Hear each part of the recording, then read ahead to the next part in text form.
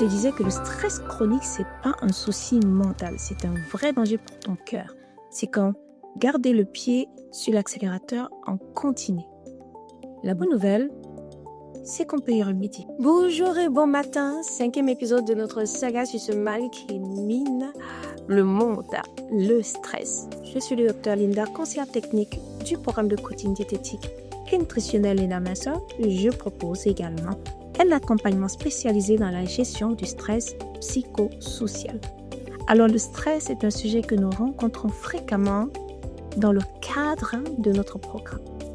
Quand tu es stressé, ton système nerveux sympathique s'active, ton cœur bat plus vite, les vaisseaux se resserrent, ta tension monte. Le cortisol, cette hormone du stress, est élevé, favorisant ainsi l'inflammation et le dépôt dans les artères. Et c'est pas quelque chose qui touche que les plus âgés, même chez les plus jeunes.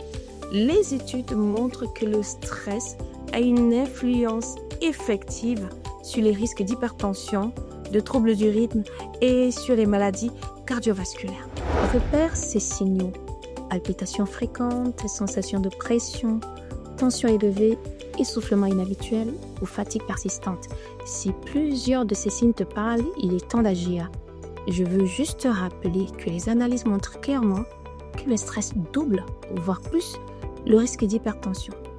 Alors non, c'est pas pour te faire peur.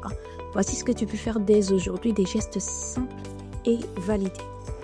Premièrement, la cohérence cardiaque en 1 minute, 3 fois par jour. Deuxième point, bouger. Apprends à bouger 10 à 20 minutes. Soit une marche rapide, soit une activité modérée, mais il faut que tu bouges. Troisièmement, pratique le mindfulness, la relaxation régulière, la méditation guidée. C'est des concepts, c'est des techniques que nous abordons en profondeur dans notre programme de gestion du stress psychosocial. Quatrièmement, la gestion du sommeil. Un sommeil de qualité donne une journée de qualité. Apprends à te déconnecter 1 heure avant ton sommeil de tout type d'écran. Cinquièmement, demande de l'aide.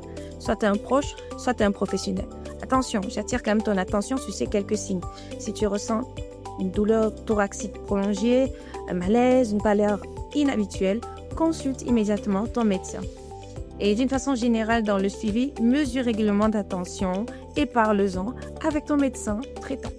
Alors, tu vois, le stress chronique, c'est pas que dans la tête. Il impacte ta santé, ton cœur, ta vitalité.